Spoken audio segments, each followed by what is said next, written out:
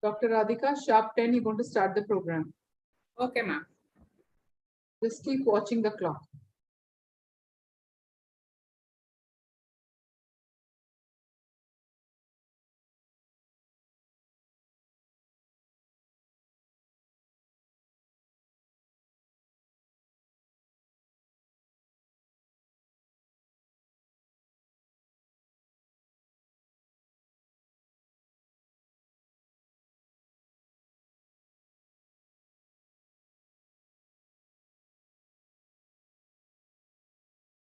Can you keep your screen properly, Dr. Radhika? Yeah. Yes. Little bit more properly. Yes. Yes, you can start the program. You're muted. You're muted. Very good morning, everyone. I invite you all to the 5th day of 10-day online FDP on Advanced Research Methodology, sponsored by ICSSR. Today's session is on structure equation model. I'm Dr. Radhika, and I feel proud to introduce the resource person for today's session, Dr. P. Murugan sir. Sir is presently working as an assistant professor at School of Management Studies, University of Hyderabad. He has done his PhD in management from Anna University, Chennai. Before joining University of Hyderabad, Sir has worked with IIM Shillong, Australian Council of Educational Research, New Delhi, and National Institute of Technology, Tiruchirappalli. He has a passion for research and he has been a resource person for more than 190 workshops and FDP programs held at many universities and B schools in India. His expertise lies in the areas of multivariate data analysis techniques, mediation analysis, moderation analysis, structural equation modeling, latent profile analysis, and item response theory. He is also familiar with many data analysis softwares, to name a few: M+, Python, R, SPSS, Blue Sky Statistics, Convex, and IRT Pro. His papers are published in SSCI, ABS, and ABDC listed journals. He has developed online lecture videos for 3 of the courses offered through the Swayam platform. We are very happy and proud to have you here, sir, and a very heartfelt welcome to you. Now, I request sir to take over the session. Thank you. Thank you, ma'am. Thank you so much. Dr. Murugan, sir, welcome to the program. Thank you, ma'am. That you have accepted our invitation. Over to you, sir. Thank you, ma'am. Thank you, ma'am. Thanks for the invitation. Happy to do something for your college once again. Thanks to Radhika, ma'am, for the wonderful introduction, brief introduction. Thank you so much. So let me share my screen, and then straight away I'll start with the session. I hope my voice is clear to everyone. Absolutely clear, sir. Yeah, fine, ma'am. Perfectly fine. So usually I used to do this sort of sessions at least for 5 days or 3 days. I started with 1 day, and then it went up to 2 days, 3 days, and then it went up to 5 days. But yeah, in the recent past, since it is happening through online mode, I've been doing something related to SEM within 3 hours. But this is the first time in my entire career I'm going to handle SEM for just 1.5 hours. So I'll try my level best to cover something within this 1.5 hour time. If time permits, I'll also show you how to run the analysis using our Lavan package, or maybe a mouse. I'll try to use any one of the package, and then I'll show you the ways and means how you can also run the analysis. Otherwise, you can also visit my YouTube channel. There I have uploaded several videos using Amos, Zamovi, ZASP, or programming using Lavan package. So any one of the video you can watch, so that you will be able to understand how to run the analysis using all those packages. So now let me begin my session. So SEM is one of the most popular technique in social science research as well as management research. And the core reason why we are trying to do this analysis is simultaneously we would be able to take into account the measurement error part. At the same time, simultaneously we'll be able to test all of our hypotheses. I mean, whatever may be the kind of regression equations we have in our model, we would be able to test it, everything in one go. So, I mean, these are some of the key benefits of using structural equation modeling. If you look at the history of SEM, the person named Sewell Wright is the one who has proposed a method called path analysis in the year of 1918-1920 itself. Then later in 1960s, 70s, the person one who has developed the software called LISREL, linear structural relation, they brought measurement model and then integrated with the path analysis logic. And later they have given a new label called structural equations modeling. So this is a small history about understanding structural equation modeling. And I expect that you have some basic understanding on understanding about just a minute, I just hide this video panel as well as floating meeting control. Yeah. So yeah, I hope you have some basic understanding towards regression as well as factor analysis. The reason why I'm showing this particular picture here is the simple integrated version of confirmatory factor analysis as well as multiple linear regression model is referred as structural equation modeling. So the simple extension to bivariate correlation is referred as simple regression. And then the simple extension to simple regression is nothing but multiple regression. The extended version of your multiple regression model is nothing but path analysis. So in simple regression, we would be having only one independent variable and then only one dependent variable. Both the variables are measured using metric data points. Similarly, in multiple regression, we would be having more than one independent variable and then only one dependent variable. And whereas in path analysis, our model will be like a bit more complex than the multiple regression model, where simultaneously we may be having independent variable, dependent variable, and so on. For example, if you're coming from marketing literature, you might be having better idea on theory of planned behavior. Even in the core psychology domain also, this is one of the well-established model.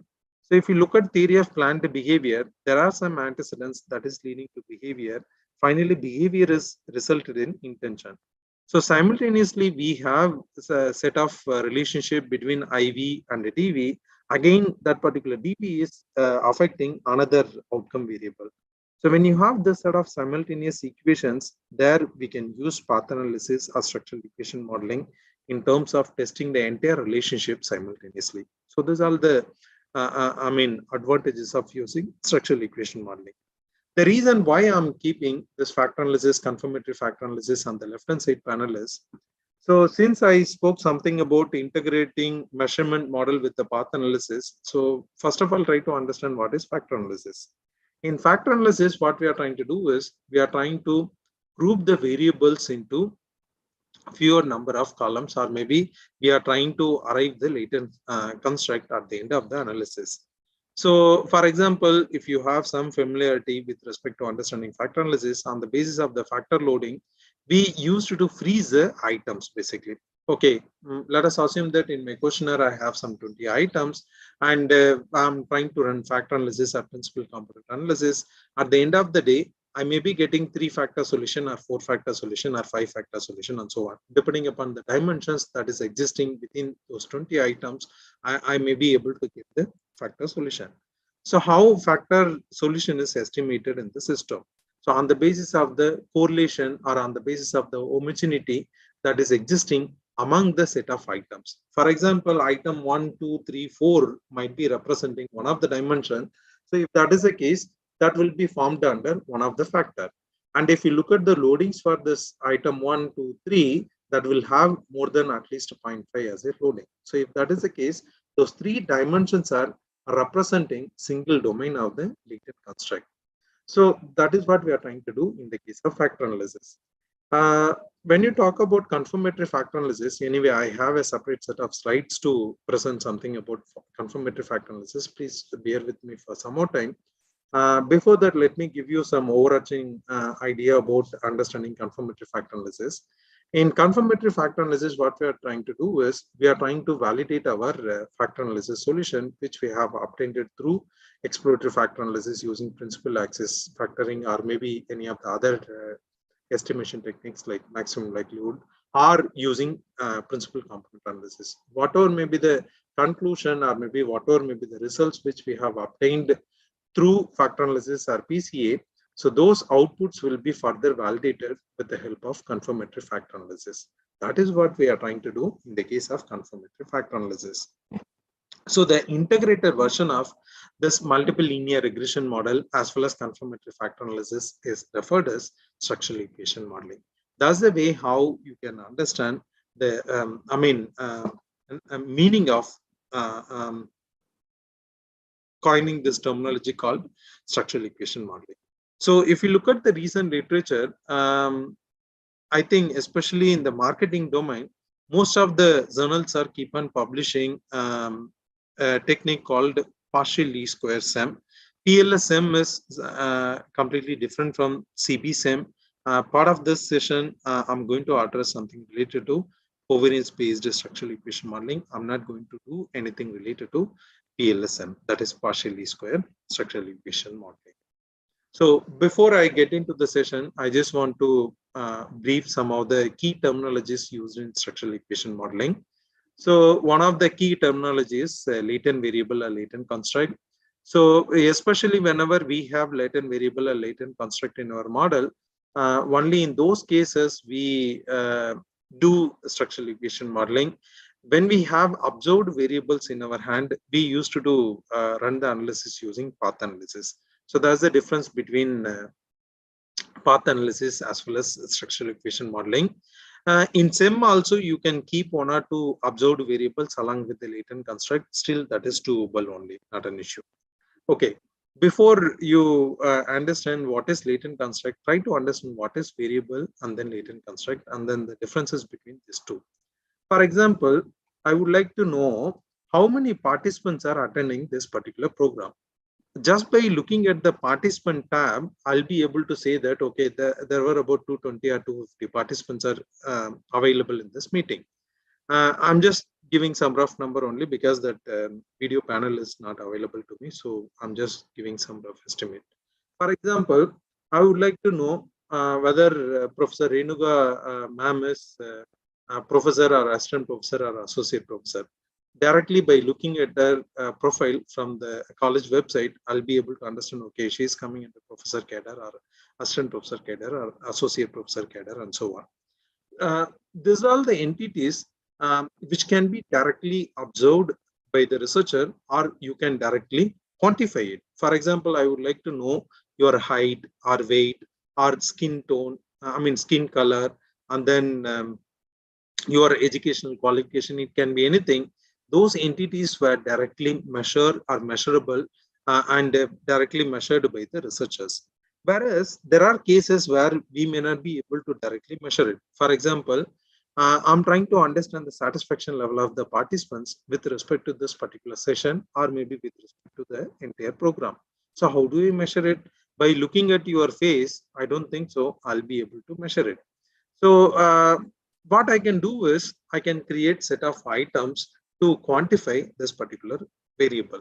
So here what is happening is indirectly I'm trying to measure the participant satisfaction level with respect to the session by circulating a questionnaire among the participants through online mode or offline mode. So basically whatever may be the questions I have developed, those questions are referred as item 1, item 2, item 3, which is representing the overarching construct called participant satisfaction towards this session. So basically it's a latent construct or latent entity. Now able to understand the differences between variable and then latent construct. So whenever we refer latent variable or latent construct, always latent constructs will have set of questions or maybe set of items which will represent some entity. And whenever we are trying to capture something through indirect manner, so those entities will be referred as latent construct or latent variable. Whenever we are trying to measure something directly, or if something can be directly quantifiable, those entities will be referred as variables or measured variables are observed variables, are manifest variables from the structural equation modeling point of view. Okay, now try to understand what is structural equation modeling. So in simple sense, structural equation modeling as a concept is a combination of statistical techniques such as exploratory factor analysis and multiple regression. So already, I think before this slide also I have given better explanation to understand what is structural equation modeling by showing that family tree of SEM. So it's a simple integrated version of your exploratory factor analysis, or in simple sense factor analysis and multiple regression. So this is what SEM. Another way of understanding SEM is a collection of statistical techniques that allow a set of relationships between one or more IVs, either continuous or discrete, and one or more DVs, either continuous or discrete, to be examined. So you can have simultaneous equations. I mean, you can have simultaneous relationship among the construct, as well as the DVs can be IVs can be either continuous or discrete. Suppose if the IVs are categorical in nature, you create dummy codes and then you can keep them in your model. Still, the analysis can be done. That is possible only. And in the literature, if you look at terminologies used to refer SEM are causal modeling technique, linear structural relations, causal analysis, simultaneous equation modeling, analysis of covariance structures, path analysis, and confirmatory factor analysis. These are the few terminologies used to refer structural equation modeling. This path analysis and confirmatory factor analysis are referred as special cases of SEM. Basically, I used to refer path as well as CFA models as subfamily of SEM. Basically, under the, SEM is a broader umbrella. Under that, you can possess both the techniques like path as well as confirmatory factor analysis. So at the cross-section level, we simply refer this technique as covariance-based structural equation modeling. When you're trying to apply this same logic to the multi-level data, there we refer this particular technique as multi-level SEM, that is multi-level structural equation modeling. Same thing can be applied in the context of longitudinal context. So there we refer this particular technique as latent transition analysis, latent growth curve modeling, and so on. There are other advanced approaches also available. When you apply the structural equation modeling concept to the dairy data that is dynamic data. So there kind of time series data, there we refer this particular technique as dynamic structural equation modeling and so on. This dynamic structural equation modeling concept is one of the recently developed approach in the literature. So these are the other advanced techniques available related to structural equation modeling. Now try to understand why SEM. According to this citation, Ullman 2006 citation. So if we look at the first point, the summary of the first point is very simple. So before that, I just want to appraise you on another fact.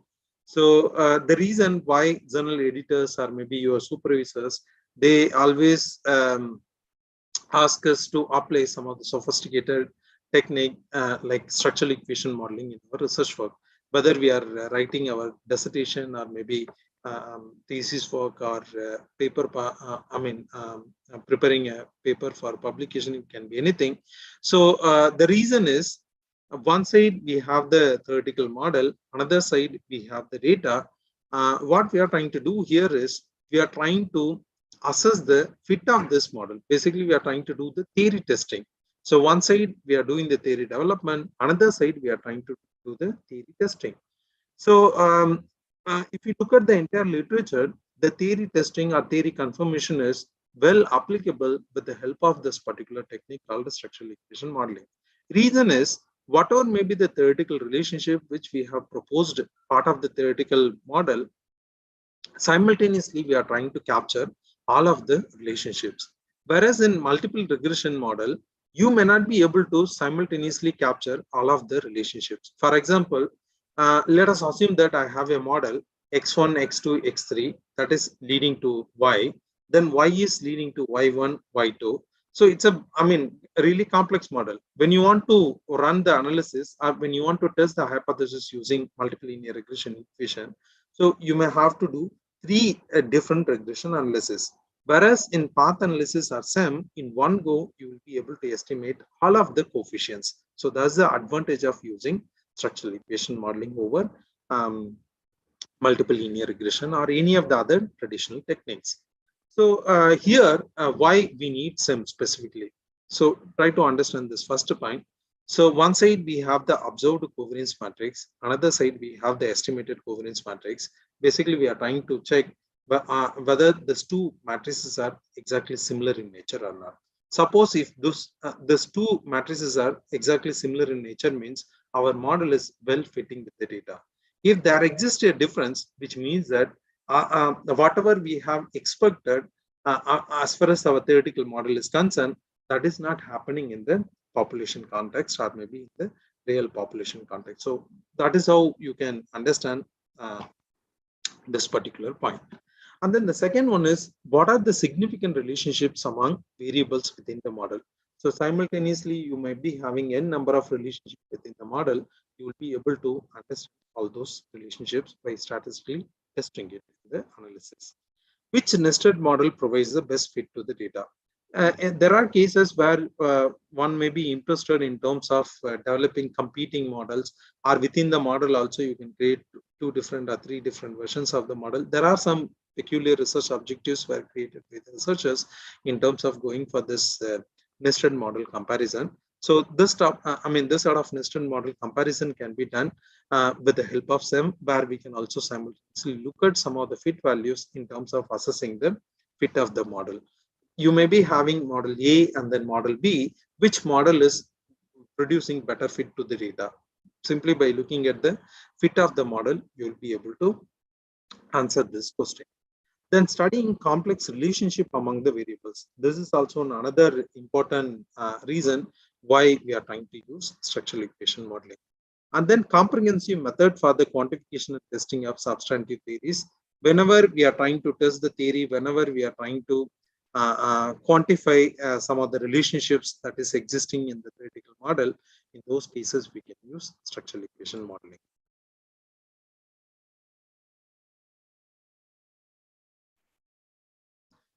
SEM explicitly take into account measurement error.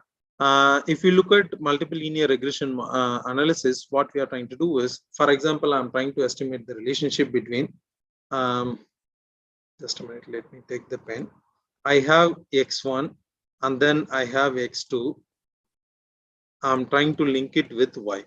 Let us assume that x1 is measured using 3 items, x2 is measured using 3 items or questions.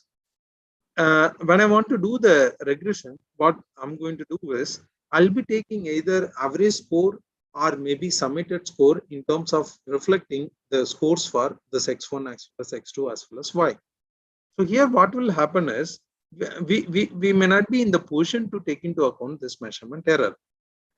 If you have some understanding about classical test theory, you may be able to appreciate this concept of measurement error. So classical test theory says that whenever we are trying to do some kind of observation, this observed score will have some portion of true score plus error. This is what classical test theory, some proportion of true score plus error. So this error can be again further classified into 2 types. One is sampling error, second one is systematic error. Again, this systematic error can be further classified into 2. One is coming from the respondent side or respondent source. Another one is coming from the researcher source or administrator source. So there are different sort of errors that may be influencing the respondents' responses. For example, let us take this example. Part of this meeting, let us assume that from XYZ college, one of the professor is attending this session. He has 2 scholars, he or she has 2 scholars. They are also attending this program. Now, I'm just asking that scholar a simple question. Do you have better rapport or relationship with your supervisor? That scholar is saying, he or she, saying that we have really good relationship with our supervisor. He is like a god for us and so on. This is a kind of positive comments he or she is making in front of her supervisor or in front of his supervisor. Now let us assume another scenario. His or her supervisor is not available in the meeting. I'm just asking this question to one of the scholar, and he is openly saying that let us assume that this meeting is also not been recorded by the organizer, and he or she is also saying that, sir, my supervisor is very bad, sir. He is asking me to go and bring snacks as well as tea, coffee, and all in the evening time, and he's not discussing anything related to research. Every time he's spoiling my time by chit-chatting about unwanted issues or unwanted discussions and so on. Here, you try to understand these two different scenarios. In the first scenario, the presence of the supervisor is impacting the scholar to give some biased response. In the second scenario, the absence of the supervisor is influencing the person to give maybe bias-free response to the researcher. Are you able to understand this two different versions of the response? So in the first version, what will happen is that biased response will be resulted in some amount of measurement error. Let us assume that this session is for only 1.5 hours. Exactly at 10:30 a.m., I'm circulating an online questionnaire to get some responses from the participants. So during this process, what is happening is there are some people, they may have to start their next session at 11 o'clock because they have some routine job and so on. And because of that pressure, what they will be doing is for everything, they will give strongly agree, disagree, and so on. This is the kind of response they may be giving. Or let us assume that one of the respondents, he or she had a big fight with her spouse or with his spouse in the early morning, just because of the attendance sake, or maybe to attend this session to gain some knowledge, and same he or she is attending, and I'm forcing them to give some responses in the questionnaire. What will happen? You just imagine the kind of response which I'm going to receive it from the participant. Again, that will also contaminate the entire data collection process. That will produce, in turn, that will produce some level of measurement error. So these are some of the examples I'm trying to give you in terms of understanding measurement error. Finally, I'll give you one more example. You take out your blood sample. Let us assume that you are trying to understand your blood glucose level. You give the sample to 3 different laboratories, you get 3 different results. Do you know why? The time in which they are going to process the sample, the method of processing the sample, the method of calculating the glucose value, everything may be differed one laboratory to another laboratory. Again, that will be resulted in some level of measurement error. Let us assume that one of the laboratories is saying that 120 is your blood glucose level, another laboratory is saying that 110 is the glucose level, another laboratory is saying that 130 is the glucose level. Whenever you look out any laboratory report, even for experimentation purpose, you can also do this exercise. Definitely, you will get 3 different results, which I have experienced it personally. So based on my personal experience, I'm sharing this. So what I'm trying to conclude here is, when you use CB-based SEM, that is covariance-based structural equation modeling, there is a scope to take into account this measurement error explicitly when you are trying to estimate your path coefficients with the help of some estimation procedure. So that is a added value, added advantage of using SEM. That's the reason in the literature also people often say that try to use SEM and so on. Another advantage or another reason for using SEM by most of the researchers are, according to PL 1998 citation, he argues that structural equation modeling allows us to test our ideas with non-experimental data under the assumption that a causal model is true. Whenever we are trying to establish the causal nature of the relationship, we are supposed to fulfill some of the causal assumptions, some of the causality principles. One of the causal assumption or causality principle is you need to establish concomitant covariation among the variables, and then the second one is temporal precedence, and then the third one is plausible explanation or spurious correlation, and so on. If you look at the third principle, when you do the analysis using regression analysis, there we may get into omitted variable bias when we have a model something like this. For example, x1, x2 is related to y is related to y1. When you want to estimate the coefficients between x1 and y, x2 and y and y1, you have to do 2 different regression analysis. When you do it using regression, what will happen is you may be able to better capture the outcome y by linking this x1 and x2. So whatever may be the estimates you are going to get it here, that may be bias free.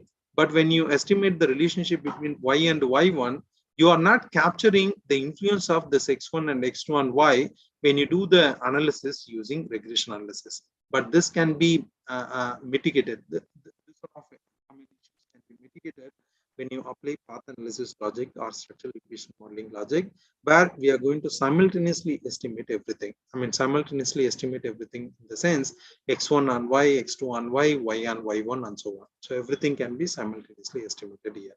That is the core advantage or key advantage of using structural equation modeling.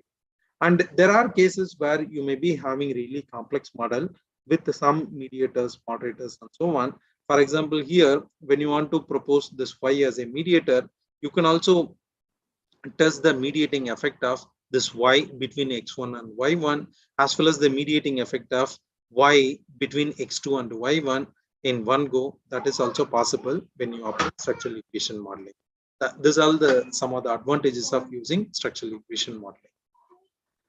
Just look at some of the examples listed here. So if you look at this particular example, this paper is coming from Journal of Marketing. This is one of the, top tier journal for marketing scholars. And here you have this perceived management support for CSR, perceived customer support for CSR, which in turn that is related to organizational identification, employee customer identification, which in turn that is related to customer orientation, finally resulted in job performance. You just try to understand the simultaneous nature of the relationship that is happening in this model. And we do have latent construct, except this job performance, all other constructs are latent in nature. Job performance might have been captured directly by looking at the secondary data coming from their organizational sources. In rest, all other cases, they might have used items to capture each and every constructs. For example, this perceived management support for CSR is captured using MS1, MS2, MS3. There are 3 items used by the researchers to capture this particular latent construct. So this is one of the apt example to understand the application of SEM. Just look at this paper. This is really very good example to understand the application of SEM. This paper is coming from Academy of Management Journal. So I kept all of the journal references that is coming from FD50 journal list. Those journals are considered as a really top quality journals. And the title of the paper is Self-Regulation of Creativity at Work, the Role of Feedback-Seeking Behavior in Creative Performance. So here this creative performance is the final outcome. Cognitive style and POS, that is perceived organizational support for creativity, are the core antecedent. In between, you do have 2 different constructs, that is feedback inquiry and feedback monitoring. So here what is happening is cognitive style, POS for creativity are relating to creative performance through feedback inquiry as well as feedback monitoring. So here what is happening is basically they are trying to simultaneously capture the effect of cognitive style and feedback inquiry, cognitive style and creative performance, POS for creativity and feedback monitoring, POS for creativity and feedback inquiry, similarly feedback inquiry and creativity performance, and then feedback monitoring and creative performance, and so on. If we look at the items, this I1, I2, I3, I4 are nothing but the 4 items used by the researchers to capture this feedback inquiry construct. And here you do get factor loadings, which is similar to your EFA or CFA solution. And you will also able to estimate them, explicitly estimate the measurement error values. So after taking into account this measurement error, we are trying to estimate this beta or B coefficients, the regression weights. So that's the reason people say that with the help of structural equation modeling, one can do bias-free estimation. I hope this logic is clear. This is one of the apt example which I can bring it from one of the top page journal called Academy of Management Journal. Now look at this particular paper. This paper is coming from Journal of Applied Psychology. Again, another FD50 journal. So if you look at this particular journal, here you have really, simultaneous nature of the relationship among the constructs. And if you look at this simultaneous nature of the relationship, sorry, just a minute.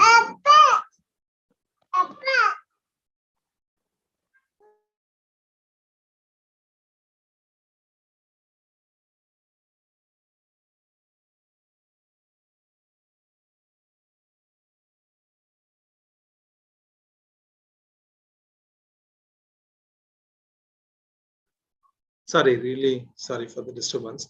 Yeah, if you look at this paper, here you will be able to understand the complexity of the model, as well as the way in which how the researchers have tested this particular relationship. Another beauty of using structural equation modeling is, whereas in regression, we don't have any scope to keep this, some of the variables as control variables for your independent variable. Whereas in SEM, you can have the controls for your IV mediator as well as your outcome variables individually or combinedly. That is very much possible. If you look at this particular model, let us assume that this commitment to task mastery is related to manager task information providing. So this newcomer proactive personality is acting as a control for this commitment to task mastery as well as commitment to social adjustment. Similarly, the superuser proactive personality social exchange relationships are acting as a control for manager task information providing as well as manager social information providing. Similarly, here if you look at this part, co-worker task information providing is acting as a control for this 1, 2, 3, 4, 5 outcomes. Similarly, this co-worker social information providing is acting as a control for this 3 outcomes. So individually, if you want to keep certain variables as a controls for some of your core outcomes or maybe X variables or mediators, that is very much possible in the case of structural equation modeling or path analysis, but this is not possible. Clearly impossible in the case of multiple regression or regression analysis is concerned. So this is a way how you will be able to understand the application of SEM in the context of social science or management research is concerned. Even in applied psychology research also, there are papers available related to SEM. So this paper is coming from Journal of Management, again, one of the FT50 journal. Just look at the complexity of this model. So even this sort of complex, very complex models can be estimated simultaneously. It can be estimated with the help of structural equation modeling. So this is a way how you can understand the application of structural equation modeling. Now you try to look at this picture. This picture was created using Amos software. So if you look at this picture, here I have 2 antecedents basically, work family conflict and then family work conflict. These 2 antecedents are relating to job satisfaction as well as family satisfaction. Whether I'm going to consider this job satisfaction as a mediator or intermediate construct, that is purely depending on my research question or research hypothesis, nothing to do with the SEM analysis.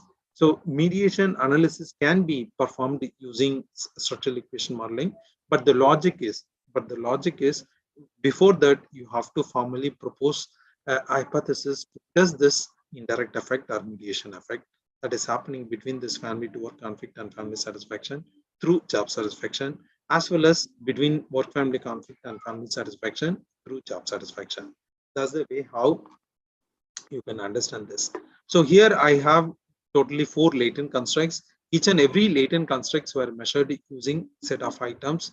For example, here if you look at this family to work conflict, here I have FWC1, FWC2, FWC3 and so on, and each and every items were quantified with the help of some of the measurement errors, that is E1, E2, E3 and so on. Again, one more logic is important. Logic is, especially in SEM as well as path analysis, our independent variables will be referred as exogenous construct. Our dependent variables will be referred as endogenous construct. And for example, here this family to work conflict is referred as exogenous construct for job satisfaction. Job satisfaction is referred as endogenous construct. Again, the same job satisfaction is considered as exogenous construct for this family satisfaction. Here, family satisfaction is considered as endogenous construct. So that's the way how you can understand the logic of, understanding the different components that is coming in the SEM model. And especially in path as well as SEM, we do have residual terms for endogenous constructs or dependent variables, and measurement errors at the item level for all of the constructs. And all of the exogenous variables need to be correlated with the help of the double-headed arrow. So these are the few things I thought of here by showing this particular picture. When you want to apply SEM, it's a two-step process. First, you need to do the confirmatory factor analysis, and then you do the structural equation modeling. So these are the two-stage process we have to follow whenever we are trying to apply structural equation modeling. Try to understand introduction to CFA. So in many research works, researchers are interested in variables that may not be measured directly. For example, job satisfaction or organizational commitment or participant satisfaction with respect to this course or maybe this program. These variables are often used in social science research works and referred as latent variables or latent constructs. To measure a latent construct, we use proxy measures such as items or questions used in the questionnaire. These items are referred as observed variables or manifest variables. And here we attempt to gain the information using observed variables. For example, when you take job satisfaction, I'm trying to quantify this job satisfaction with the help of 3 items or 4 items. Basically, those 4 items or 3 items will be referred as manifest variables or observed variables. That's the way how you can understand the latent construct nature. Then exploratory factor analysis and confirmatory factor analysis are the statistical analysis techniques used to test the measurement theory against the data. And especially in exploratory factor analysis, cross loadings are permissible because any item can be loaded on any of the construct. Whereas in confirmatory factor analysis, it's a purely theory driven technique. We are trying to do this just to validate the measurement model. And basically here cross loadings are not permitted. And we know that these are the items that is representing the construct. So purposefully, we keep set of items to represent a construct, and then we try to validate whether this, items are best representing or best capturing the construct domain and so on. By establishing some of the validities like convergent validity, discriminant validity, we tend to produce some statistical outputs in terms of validating our measurement process. So that is what we are trying to do in the case of confirmatory factor analysis. So when we talk about confirmatory factor analysis, I think already we had a small discussion about understanding classical test theory. So as far as classical test theory is concerned, whenever we are trying to measure something that is nothing but our observation, that will contain some proportion of true score as well as some proportion of error. So some proportion of true score is nothing but the original score or the original meaning or the original content which the respondents are sharing about anything. Error is the biased responses which they are generating, or the environmental characteristics or personal characteristics or personal mood, even that may be playing some role in terms of creating the error and so on. For example, let us assume that I'm visiting RBVR college and I'm just circulating one of the questionnaire among the faculty members of RBVR college, and I'm standing in front of one of the faculty, and then I'm also looking at how she or he is answering the entire questionnaire or maybe entire questions and so on. When I look at something, definitely they will also fear something. They will get some sort of fearness, or maybe some kind of uncomfortableness in terms of giving responses to the questions. In turn, they may be trying to provide really favorable responses to each and every question. So here again, I'm trying to create some kind of biasness. Please try to avoid this sort of practices whenever you are trying to conduct survey. And the people, even now, I could see some of the questioners asking me to reveal my name. I don't think so. Why they are asking me to reveal my name, and what sort of analysis they are going to do with the help of my name and so on. It's like a customary practice that is followed by some of the traditional researchers. Don't ask any of the really personal identity information from any of the respondent where they are not having much of comfort in terms of sharing all those information. I'll give you one more example. For example, I'm trying to do some study related to living relationship. If you go and meet each and every person, even if they are having this sort of relationship, they may not be revealing in front of your face. But if you do the same thing through some online questionnaire or through some online mode where the individual identity may not be revealed, or you may not be able to capture their individual identity, probably they may be revealing the original facts about their living relationships and so on. So whenever we do some kind of sensitivity topic or some kind of sensitivity area of research, please make sure that we are not capturing any of the personal identity of the people, as well as we are not trying to capture any of the personal identity. If that is ensured, definitely up to some extent, you would be able to collect some bias-free responses and so on. Yeah. And with respect to sample size issue is concerned, especially in CFA as well as SEM, you try to follow 1:10 ratio or 1:5 ratio. My advice or my suggestion is you always try to follow at least 1:10 ratio, which means that if you have 30 questions in your questionnaire, try to have 30 into 10 responses, which means that at least you should have 300 responses in your data frame. Then only you will be able to comfortably run any kind of SEM related analysis. Again, the sample size size is determined on the basis of the statistical analysis, not on the basis of the generalization of your study finding or generalizability of your study finding. So another suggestion is always you look at everything from the generalization point of view. Here, part of the confirmatory factor analysis, we tend to establish some of the validities. Here, I would like to pay much more attention to understand what is construct validity and convergent validity as well as discriminant validity. So one side, we have the theoretical level, we have the construct domain. At the empirical level, with the help of the set of items, we are trying to measure this particular theoretical domain of the construct. The difference between what exists at the theoretical level, what exactly you have measured at the empirical level, this difference is referred as validity. If you have more difference, which means that the validity is missing. If you have less difference, if you don't have any difference, which means that the validity is perfectly fine. So this is what we are trying to do in the case of establishing different set of validities. As far as any empirical research is concerned, we are supposed to establish convergent validity as well as discriminant validity.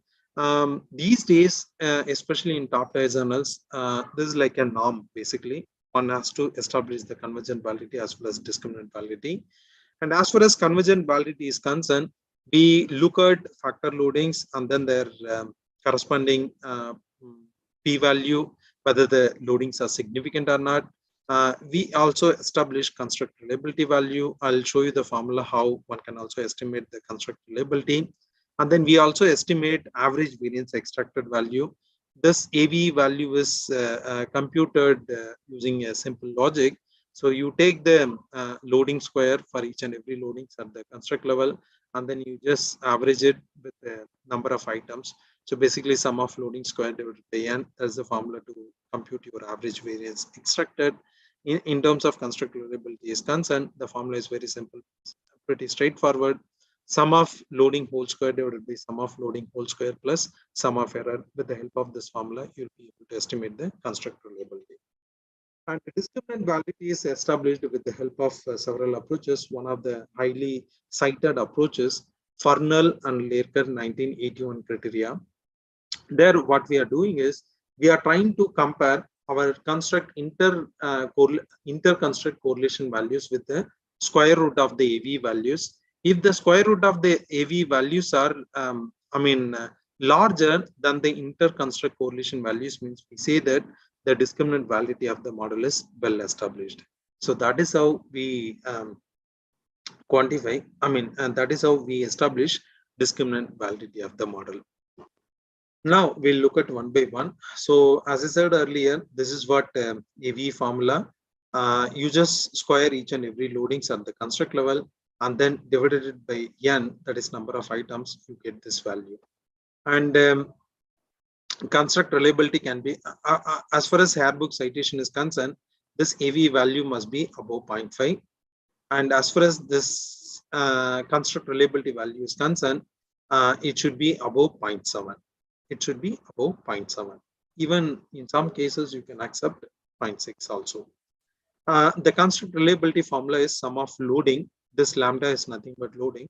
For each and every item, we also get loadings.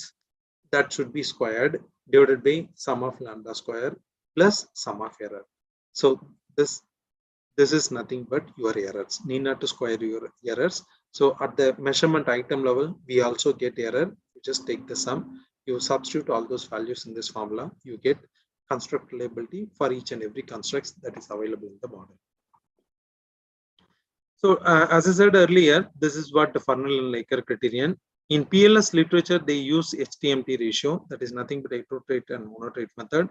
One of the traditional, oldest and well-established discriminant validity method is multi-trait and multi-method approach.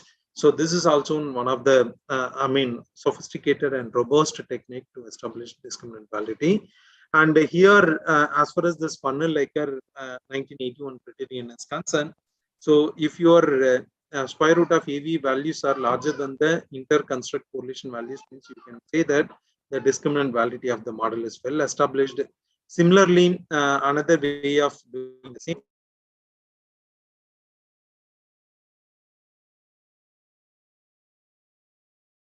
same thing is you square your raw AV values, means still you can say, say that the discriminant validity of the model is well established. Mathematically, both the things are same only. Whether you square your correlations or you take the square root of AV, mathematically both are same only.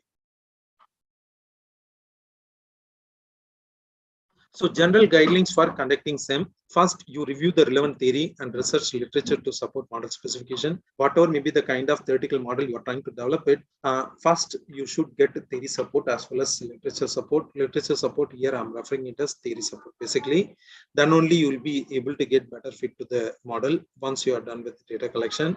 And then you specify the model like diagrams and equations and so on. Then determine model identification. Actually, in the initial version of my slide, I had close to 95 or 94 slides. Then I have drastically reduced that particular content to 40 slides. Still, I was not comfortable to deliver that 40 slide content within 1.5 hour time. So I want to keep some time for demonstration also.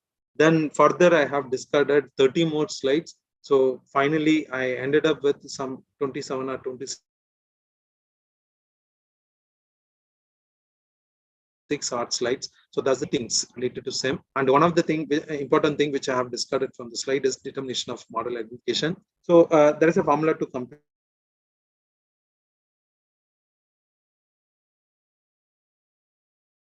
sample moment, that is nothing but P into P plus 1 divided by 2 is having three different concepts. One is just identified model, under identified model, and then over identified model. For more details, kindly kindly go through multivariate data analysis by Hare book. You'll be able to understand what is model identification. And as far as the model identification is concerned, the reason why I'm trying to share some insight about this model identification is whenever you are keeping any latent construct in your theoretical model, ensure that you are having at least a bare minimum 3 items to measure that particular construct. So if you have less than 3 items to measure a construct, what will happen is you may end into a problem called negative degrees of freedom and so on. When do we get negative degrees of freedom? When you don't have enough information to estimate your required number of parameters. In those cases, we end up with the negative degrees of freedom. So I thought of sharing more insights about this just identified, over identified, and then under identified model. Due to lack of time, I'm just skipping this. You have to pay, good amount of attention even to mitigate this particular problem. Then after that, once you are done with the 3 stages, now you try to measure your variables. You go to the field and then you collect the data. Wherever it is possible, always you try to use standard scales that is coming from the literature in terms of measuring your constructs. For example, if you are doing a study related to work engagement, there is a scale, 17-item scale available in the literature. You take that particular scale to measure work engagement level of the people. If you are trying to measure job satisfaction, plenty of scales are available in the literature in terms of measuring job satisfaction. Even now, I could see some researchers developing their own items to measure a construct and so on. Don't do that. If you do it in this way, I don't think so. At the end of the day, you will be able to you'll be able to get better model fit values after running the analysis. Then you do the data entry. If you have multi-dimensional construct, if you're trying to do scale development process, it's a must condition to run exploratory factor analysis. Then after that, you go and do the confirmatory factor analysis, obtain a roughly decent model quickly, and then do invariance tests. Suppose if your data is coming from two different models, two different population or three different population ranges, I can strongly recommend you to do this invariance testing. Otherwise, it is not required.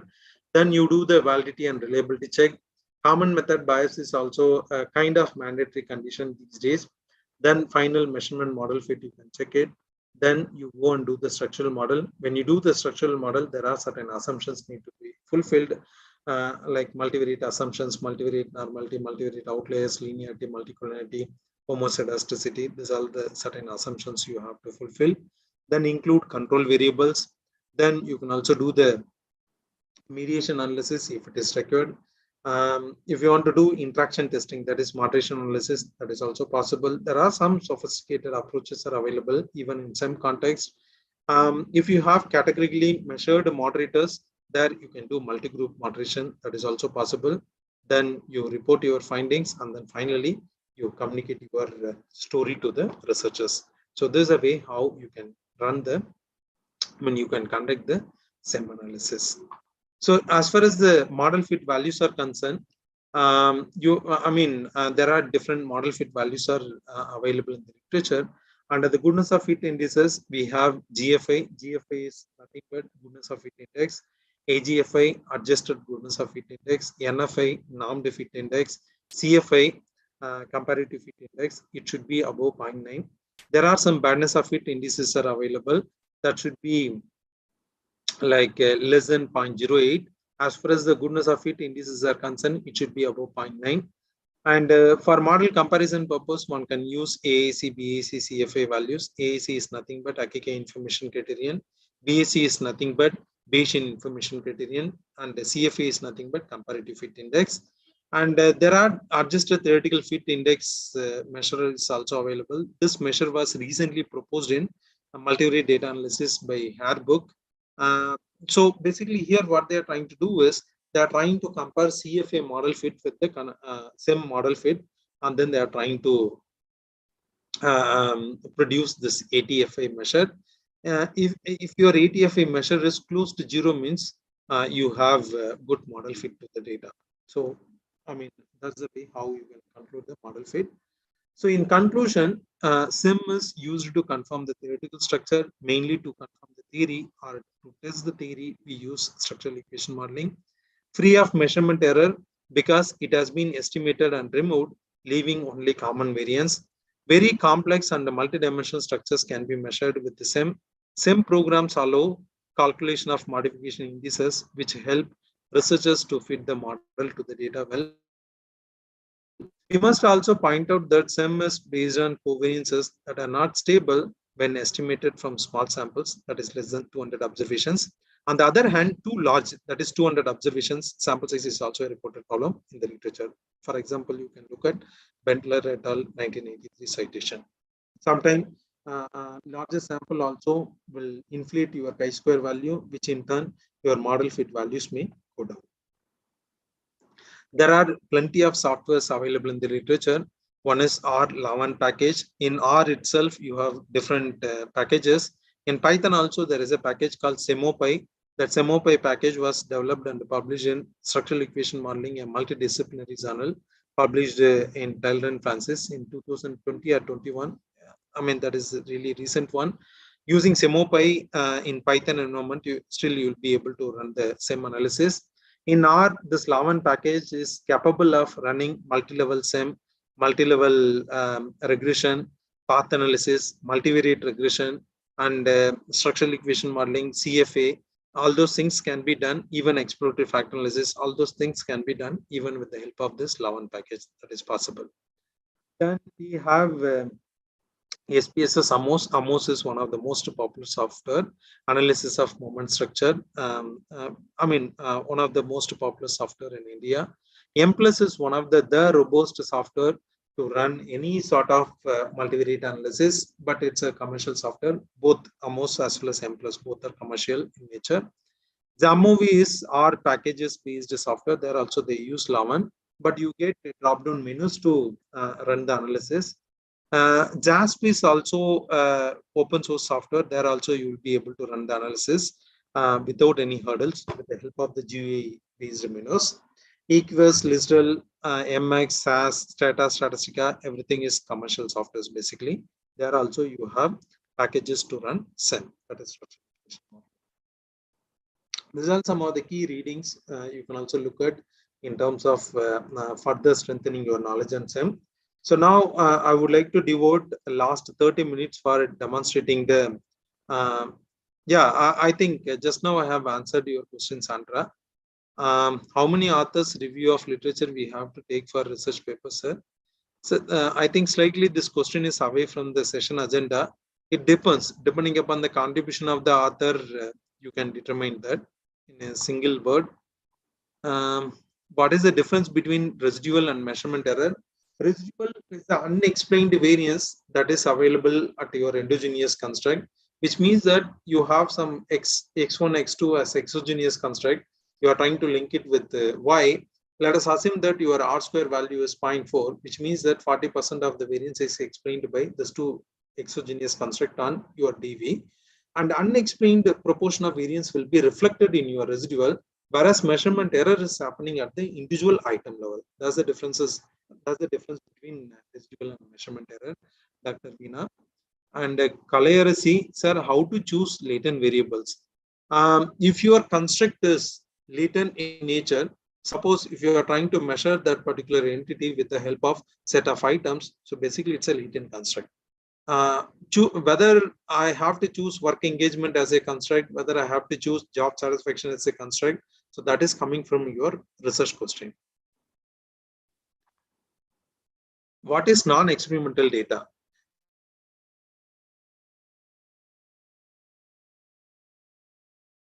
I hope you know the meaning for cross-sectional surveys and so on. That is coming under non-experimental data, because here we are not manipulating our X. Yeah, rest all other questions are good morning only.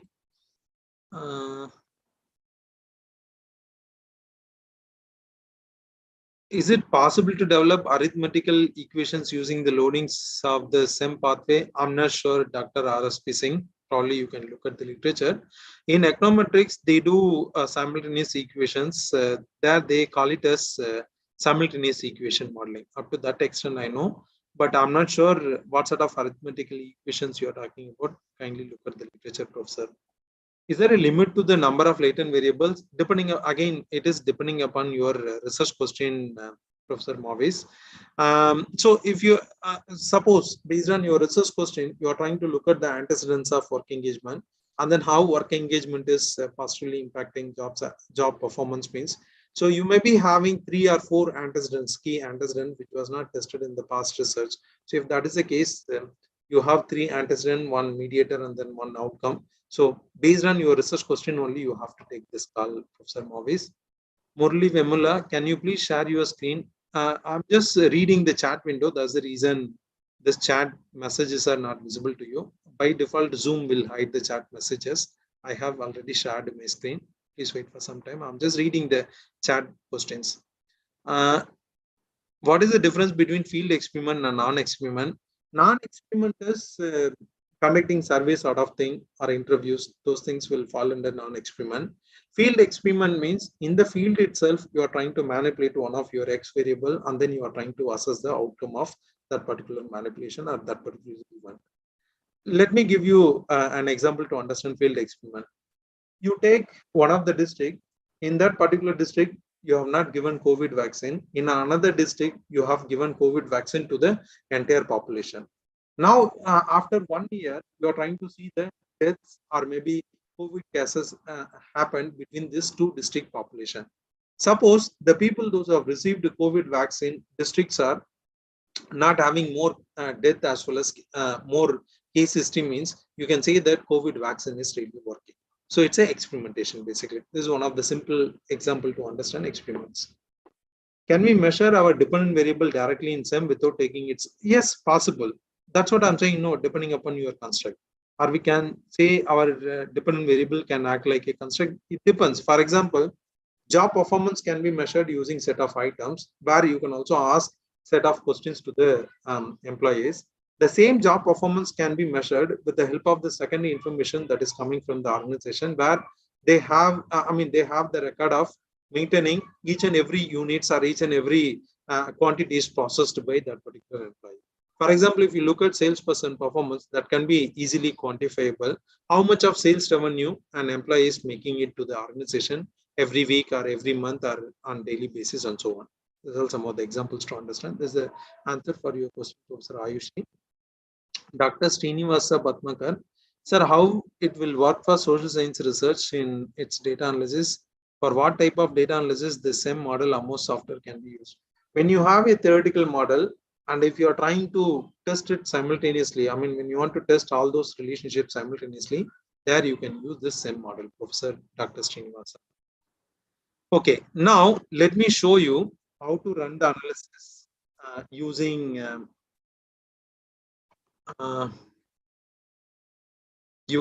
one of the most popular software called AMOS.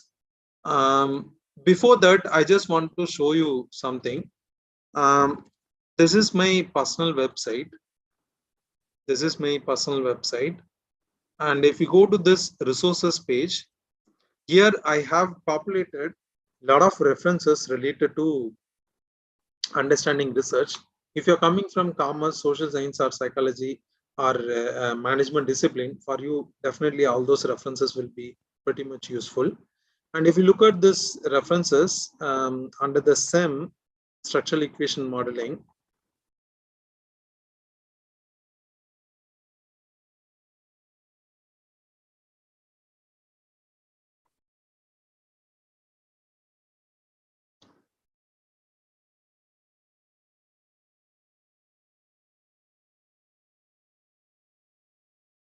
see, under the structural equation modeling, I have kept some of the references. I'm just copy pasting all those references in the chat window. All those references will be useful for your reading. Further, you can enhance your knowledge with the help of all those references. I don't know why copy pasting is not happening. Let me check once again.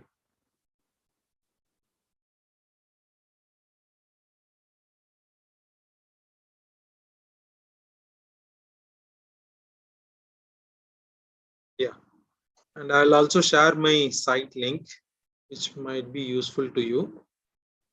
Here I have referred, I have given a lot more useful resources. Probably you can also visit this site, try to get more details about this. If I have two quantitative variables, pollution data and cost benefit analysis of technology options measurable, and one measurable variable construct stakeholders influence, then yes, possible, Professor Sandra, very much possible. Okay, now let me open AMOS software and then I'll show you how to run the analysis.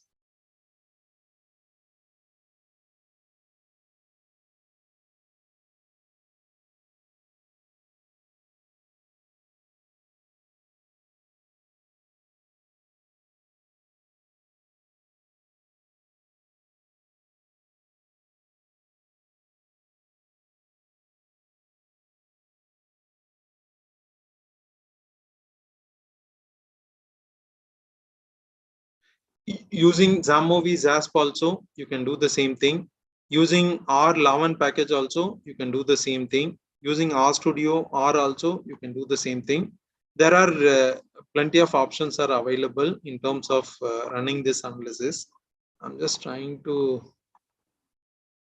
get, I don't know the reason why it is not showing. I have AMOS software with me.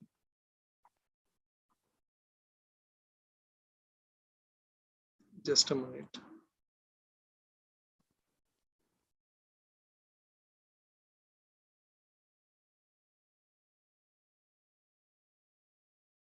Just give me a second.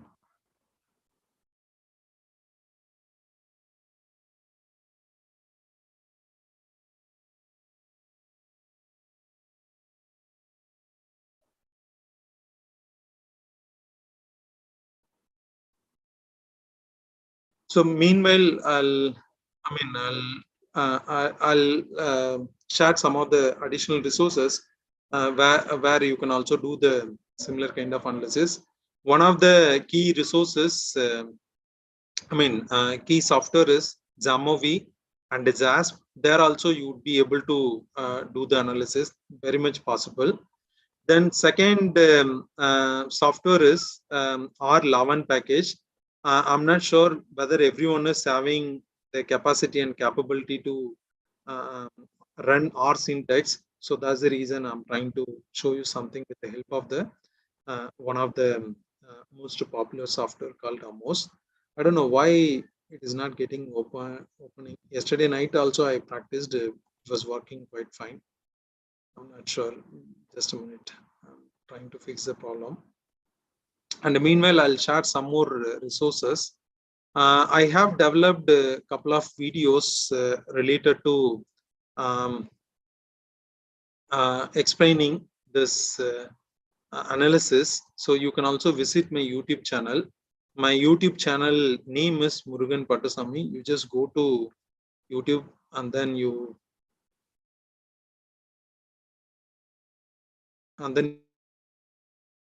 just look for some videos from my channel. You'll be able to get that. With the help of my YouTube channel videos also, you'll be able to pick up everything. I'm not sure why it is giving this trouble.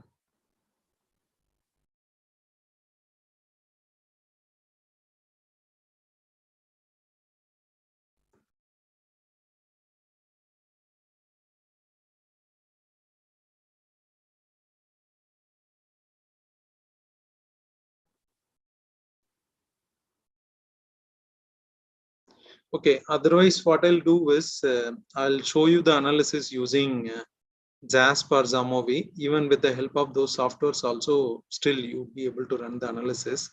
Finally, let me try it once again.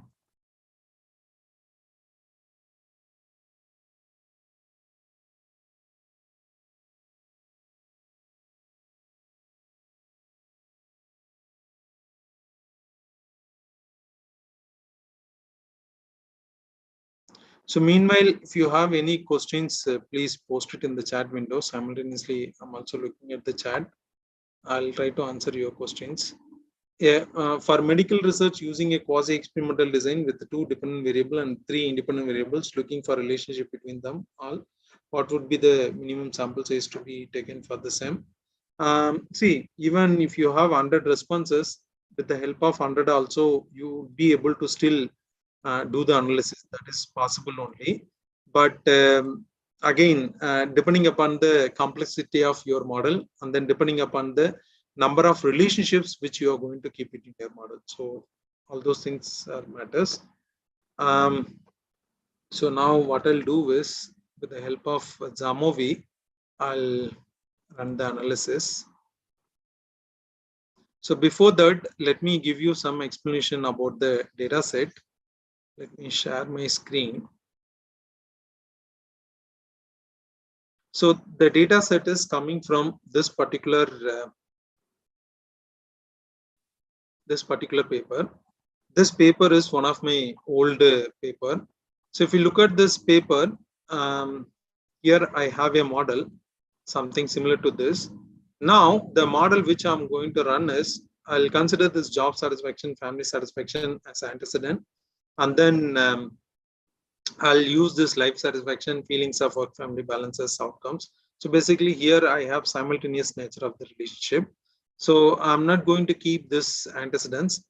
Just for the simplicity sake, I'll be keeping 2 exogenous and then 2 endogenous construct. So with the help of this, now let me show you how to run this model. So this is what Zamovi window. So once you are done with the installation of the Zamovi, you go to this modules and then click available libraries. And with the help of internet connection, you will be able to locate the available libraries. There you try to look for SEM library. For example, you go to Zamovi library.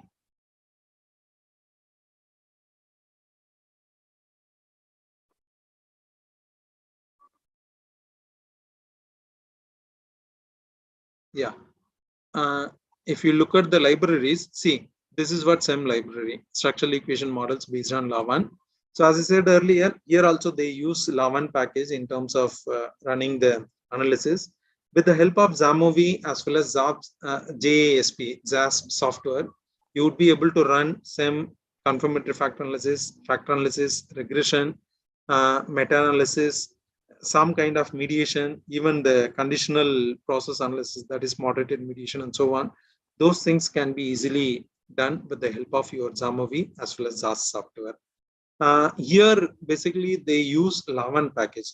I mean, especially for running SEM. For other analysis, they use individual softwares that is associated with that particular analysis. So that's the way how people are running the analysis.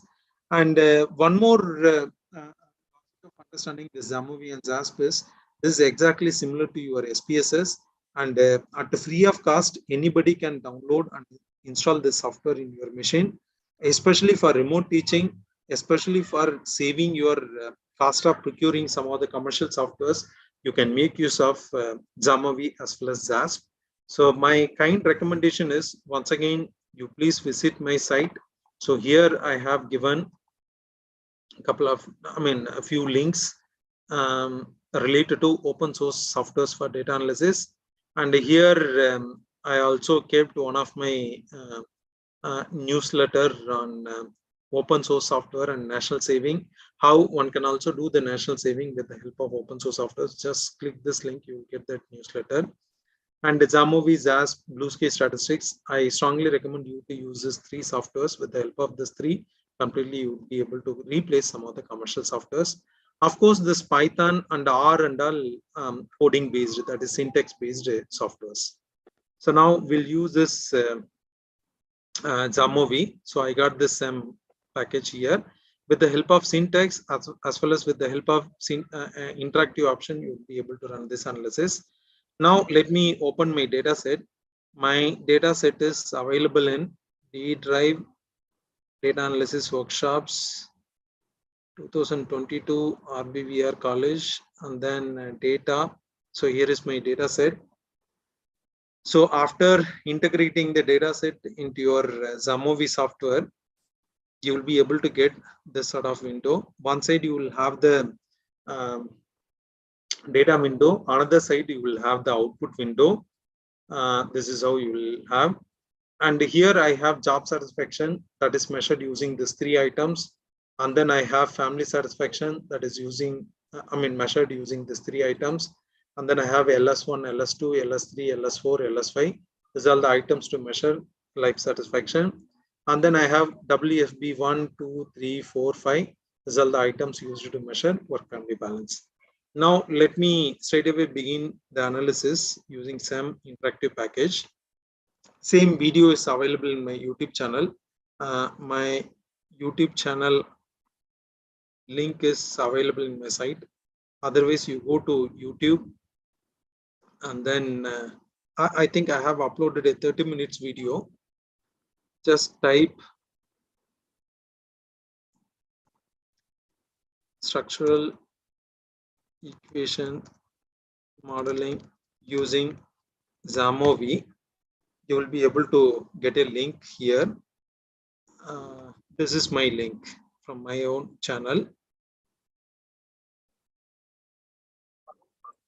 If you look at this particular video, I think 23 minutes video, you will be able to understand what exactly now I'm going to do. Same data set only there also I have used. Now also I'm going to use the same data set.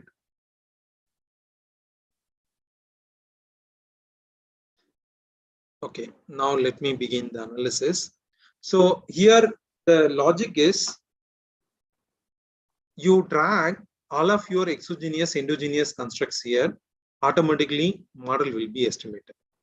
For example, the model which I'm trying to create here is two antecedents, job satisfaction, family satisfaction, that is leading to work-family balance. Finally, that is resulted in life satisfaction. That is a model I'm going to create now. So basically here endogenous constructs are work-family balance and life satisfaction.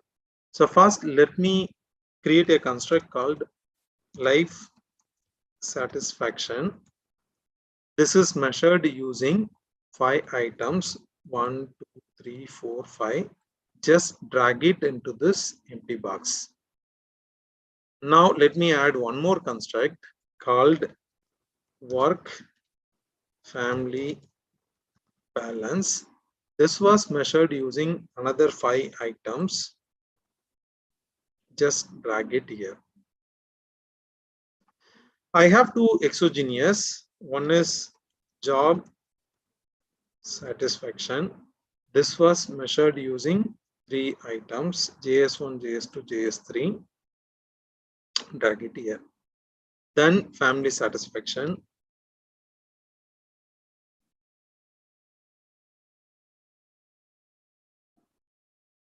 One, 2, 3. Drag it here. Job is done. Now, without doing anything, whatever may be the output you are getting, this is the CFA result. This is the CFA result. For example, we go down here, model options. Here you can choose maximum likelihood. Then parameter options. Here in the output options, you can ask loadings. No, I don't want to put any constraints. You can ask for additional fit measure. This Modius coefficient is nothing but multivariate normality. Reliability indices also you can ask. Modification indices also you can ask. That's it. Then after that, what you do is, if you look at the output, whatever may be the output here you are seeing, this output is nothing but your confirmatory factor analysis output. So I have not created any of the regression path relationship among the set of items. So once you create the regression relationships, that will be referred as structural equation model. So that's the way how you can understand the differences between CFA and SEM. So now I got the output. If you look at this is the Lavan syntax basically. This is the Lavan syntax. With the help of this syntax, you would be able to run it through R software also. If you look at RMSEA, it should be less than 0.08. I'm getting 0.06 as a RMSA value. That is pretty good. If you look at CFA value, comparative fit index, that is also pretty good, 0.978. TLI value 0.974.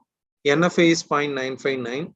Then IFA, that is incremental fit index, that is also, everything is pretty good. I'm getting above 0.9. In the additional fit index, I'm getting GFA value. GFA value is also really good, above 0.9. So if you look at this measurement model, whatever may be the coefficients here you are getting, these are all the standardized loadings. These are all the standardized loadings. So all of these standardized loadings are significant basically. Look at the corresponding p-values, everything is significant. Now, if you look at here, additional outputs. So here you will get by default Cronbach alpha value. This alpha is nothing but Cronbach alpha value. This W1 omega is nothing but the construct reliability value, the formula which I have shown you, right? So this is nothing but construct reliability value. These two things need to be reported. If you look at here, this is nothing but AV value, that is average variance extracted value. When you use AMOS, in AMOS directly you don't get this AV and alpha as well as omega value. I'm not sure whether in the latest version of AMOS they have the provision to get outputs directly, but in the older versions like version 21 and all, 22 or 23 and all, they don't produce directly all those values, whereas in this Zamovi directly we do get all those values. As far as the AV values are concerned, everything is above 0.5. As far as the McDonald omega, that is construct reliability values are concerned, that is above 0.7. And this Cronbach alpha value is also above 0.7. So as far as the fit, construct reliability values are concerned, I'm not having any issues here. With the help of this modification indices, you can co-vary something or you can co-vary some of the error values. With the help of that, you will be able to improve the model fit. Since I got really good fit to the data, I don't want to do anything here. Now I'll show you how to create the SEM model. If you want to look at this path diagram, if you want to look at this diagram, CFA diagram, just click this path diagram option here. automatically, here you select betas so that you will get the standardized loadings. Automatically, at the end of the result, you will be able to get the CFA result. Let me show you how you are getting the CFA result.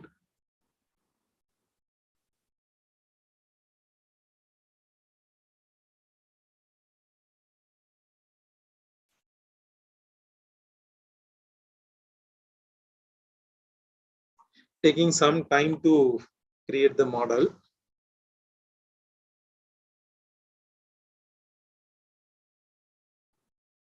So you will get the typical CFA diagram here. You can copy paste the diagram in your reporting part also. But my strong advice would be, don't do that. Create your own diagram with the help of word processing software. Still, you would be able to do a better job. Just a minute.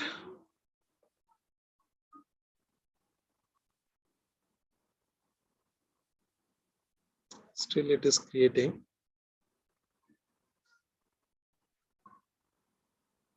Yeah.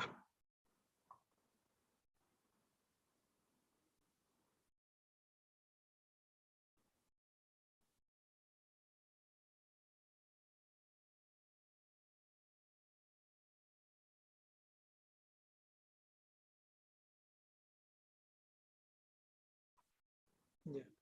If you look at the diagram, this is how you will get the CFA diagram. So here I have 4 constructs: work family balance, life satisfaction, family satisfaction, job satisfaction. Here I do have the loadings, and if you use this beta here and then show residuals also, you will be able to get everything in the diagram.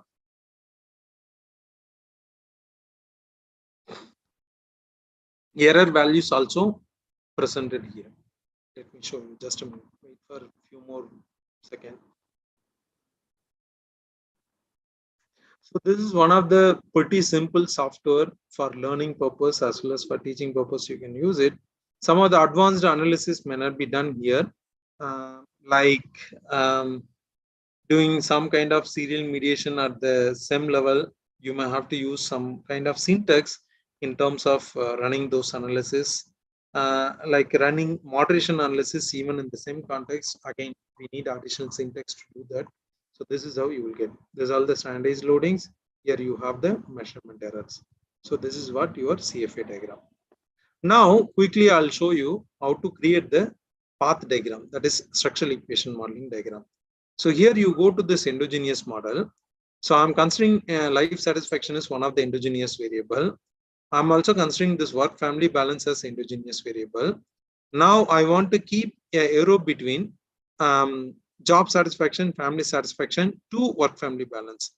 So basically my job satisfaction is linked with this work family balance.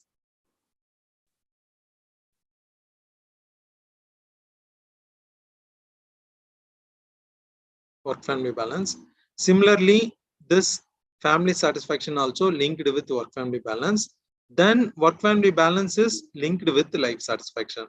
Now the same model is being estimated here. You just look at the regression path coefficients here. Here you will get the estimates. So basically, if you look at this coefficient table, work family balance on life satisfaction, there is a relationship. Job satisfaction on work family balance, there is a relationship. Then family satisfaction on work family balance, there is a relationship. These are the unstandardized loadings. And if you need betas, here you have the betas. All of this 3 coefficients are significant here because I'm getting significant p-value. This is a way how you can infer this result. Now, if you look at the path model, this is how it will look like. This is how it will look like. Job and family satisfaction to work family balance, there are arrows going. Then work family balance to life satisfaction, there is an arrow going. All of these 3 relationships were significant, along with the measurement loading, measurement error, and this 0.65, 0.66 are nothing but residual values for the endogenous construct. This is a way how you get the outputs in the same diagram. If you look at the model fit values, here I'm getting GFA value as 0.983, pretty good. And CFA is pretty good, TLA is also pretty good, NFA is pretty good, RMSE is having some issue. I can look at the modification indices. Based on that, I can also tweak the model so that I'll be able to get better fit to the data. For example, here one of the regression relationship can be established: work family balance to life satisfaction. That modification indices is showing something 156. Similarly, here I'm also getting some relationship between family satisfaction and job satisfaction on life satisfaction. So let me include that particular arrow also. After that, you look at the coefficient change. Let me keep JS here, then FS here. Now you may be able to get better fit to the data.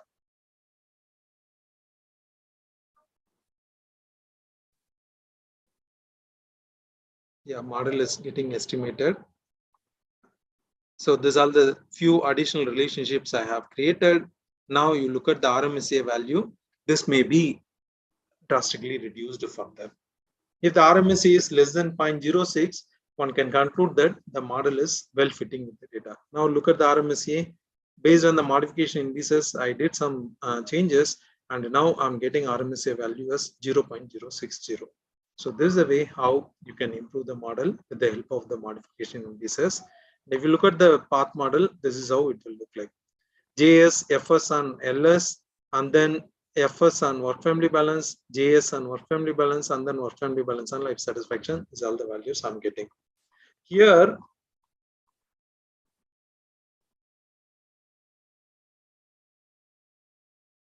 Yeah, so here you have the regression betas between all of these relationships, whether all those relationships were significant or not. For that, you can look at this p-value. So this is the way how you can run the SIM analysis using this LAVAN package. This is the LAVAN syntax, R syntax, in terms of replicating this model using R program. If you use this syntax along with some coding, some few lines of coding, you will be able to run the same analysis using LAVAN package. You will get almost the same result between Zamovi and LAVAN as well as Samos. If you are not changing the model estimation technique, nothing you will. You don't get any difference in the results. So now it's almost 11:30. I'll try to look at the questions. Please stop posting thank you and valuable information, those things, and I'll stop posting. Let me read out the questions alone. Sir, how to select exogenous and endogenous? Simple answer is you do the literature review, thorough literature review, look for theory support, and based on your research question only, you have to take this call. Nothing to do with analysis. This is a question asked by loading. The name is showing us loading only. Okay. Poonam, exogenous are independent variable? Yes, correct. You are correct, ma'am. Poonam, ma'am, you are correct. Can you modify the diagram? Provided you have theory logic, provided you have the scope to modify it. Otherwise, don't do that. This is the answer for your question, Paula B. Mishra. Sandra, sir, can you show some path diagram with the two quantitative variables and one constraint? Possible. See, I do have average scores for here, average scores for this constructs. Straight away, I can include them as exogenous variables, and then I can have a latent construct for endogenous. That is possible. That is possible. Due to lack of time, I'm not showing here. I think I do have a video on path analysis. There you look at, you'll be able to understand that. Can we edit diagram? Depending upon the theoretical model, theoretical question, you can do that. Yeah, any other questions? Why we use regression in research? Again, that is depending on your research objective.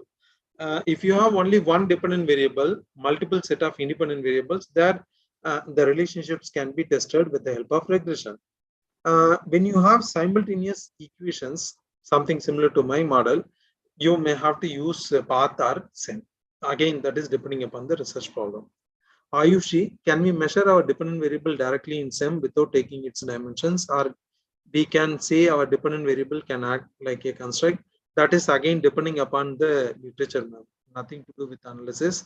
Please look at your literature, the way in which how the researchers have measured your dependent variable. Based on that logic, you can also replicate it.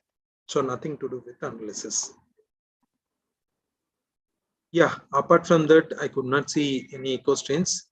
And if you are listening to this for the first time in your life, means you consider this as a, eye-opening session. Later, you do some more reading to pick up the skill set in terms of applying this technique in your research. Hi, sir, Srinivas Bolagani. Can we modify questionnaire like deletion and addition of items of existing scale? Slight modification can be done. Contextual modification can be done, but we are not supposed to remove any of the items, but you can add some of the items, Professor. When you remove any one of the item, which means that you are removing some of the subdomain of the construct related content. So again, there will be a question of content validity and other things. Please make sure that you are not getting into those sort of issues. This is the answer for your question, Srinivas. Kalayasi sir, is SEM possible only for qualitative type of data? Usually in behavioral science data, any type of behavioral science data, even in experimental data, this is possible. For hardcore secondary data research like panel data and other things, they use econometric models. So that's the way how I can answer your question, Professor. Mavis, can a SEM model be constructed for multiple sample groups? Possible, Mavis. Could you share data set for us to do practice? Okay, no issues. Let me share it through the chat window. Just a minute. I'm sharing my paper as well as the data set in SPSS as well as in Excel file format. Done. Can we use SEM for measuring trade development and its growth, especially taking secondary data? Please look at the literature, Professor Ravindra Kumar. I'm not sure what sort of secondary data you are talking about. A bit out of topic, but sir, can you explain a bit more on regression? See, you need to have basic understanding why we use regression and all. In simple sense, when you have only one dependent variable and multiple set of independent variable, and when you want to predict this dependent variable, or when you want to establish the relationship among set of independent variable and dependent variable, in those cases we can run regression, provided all of these variables were measured using metric data points. So that's a simple logic to understand regression, Professor. For more details, you refer multivariate data analysis by Hairbook. Dr. Albino, this is the answer for your question. Any other questions? Share YouTube link to go through again and revise. Okay. I'll share my YouTube channel link. There are different playlists are available, and with the help of that, you'll be able to get more inputs. So I'm sharing my channel link. If you are interested, you can subscribe my channel. Otherwise, I'm not forcing anyone to subscribe. Purely on social ground, societal service basis, I'm creating videos and uploading it in YouTube, not for any monetary benefit. So whether you are subscribing or not subscribing, it's up to you. Yeah. Yeah. Any other questions? Yeah, I could not see any other questions. Comparatively, which one is best? Again, that is depending upon your data nature and then your research question, Professor Dr. Veena Gandu. Reference books, I have given book references also in my resources page. You go there. To start with, you can start your reading from Multivariate Data Analysis by Hare, Black, Tatham, and Anderson. It's a multi-author book, Joseph F. Hare. So it is coming from Cengage right now. So you can buy that book. I think the cost of the book is 600, 700 rupee. That will give you more clarity in terms of understanding all of the multivariate data analysis techniques. Already I have shared a data set, Professor Jarina. It is available in the chat window. Yeah, somebody can repost it for others. Yeah. Any questions? Book name is Multivariate Data Analysis. You just type Multivariate Data Analysis by Hare in Google, you will get the link. That's it, ma'am, from my side. Yeah, there are no more questions. Sorry, in between I had some trouble because of my kid. My apologies for that.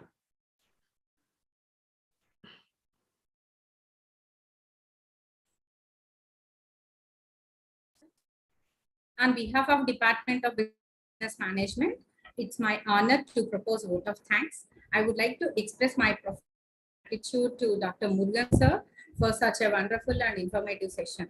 Thank you, sir, for your explanation on confirmatory factor analysis to verify the measurement models and path analysis to quantify the relationship among multiple variables with the ZAMOV.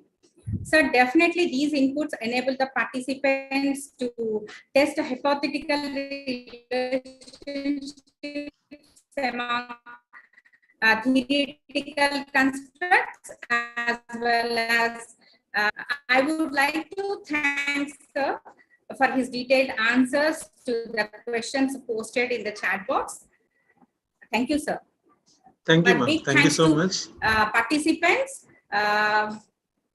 for their active participation by posing valid questions. Thank you, ma'am. Thank you, ma'am. Thank you so much. Thank you, ma'am. Big thanks to Radhika ma'am, Professor Renuka ma'am, as well as RBVR College for inviting me to handle this session. And thank you so much. And thanks to all the participants. I think after a long time, yeah, after a long time, I could see more than 400 participants. That too, I mean, listening to a live lecture. Thank you so much. And thanks for your wonderful interaction and questions and everything. Thank you so much. Bye-bye. I'm leaving, ma'am. Yeah. Yes, sir. Thank you, sir. Thank you so much. Yeah. Thank you, ma'am. Thank you, ma'am. Thank you so much. Yeah. Thank you, ma'am. Thank you, sir. Bye, ma'am. Bye, ma'am. Dear participants, yeah, feedback link will be posted. Yeah, that is posted. Please fill the feedback link.